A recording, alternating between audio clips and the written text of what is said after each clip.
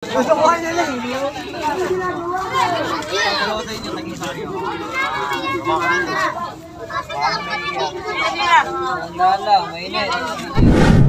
Yo mga tol, brad and sis, tol ay nga po pala.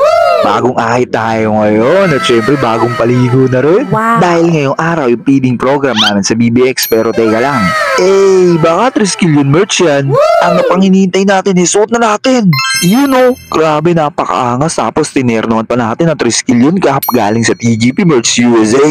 Ready na yung pormahan natin para sa gaganapin namin feeding program para sa mga nasasakupan namin sa Moldos. Pero teka lang, ito nga pala yung mapapanalunan nung kakasasa bago nating challenge, ang Barker Challenge.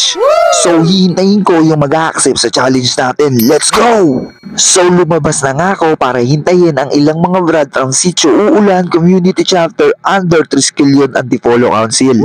Dahil gusto nilang makaisa sa aming proyekto. At eto na nga sila. Salute sa'yo GT, salute sa'yo Tol, salute sa'yo brother, salute sa'yo kapatid, salute sa'yo Tol, salute sa inyong lahat. At hindi na kami nag-aksaya pa ng oras, umalis na agad kami at makalipas lang ang ilang minuto, nandito na nga kami sa may Bukaldos. Salute sa'yo Tol, salute sa'yo kapatid, salute sa'yo brother, salute sa'yo Tol Winston, salute sa'yo Kumputol GT, salute sa inyong lahat.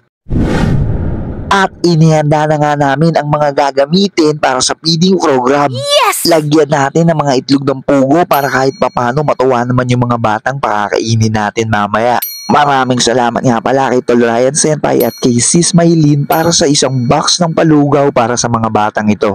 Mukhang excited na ang mga bata para makakain ng lugaw. Sige mga anak, pila lang kayo at ihanda lang namin ang inyong mga merienda.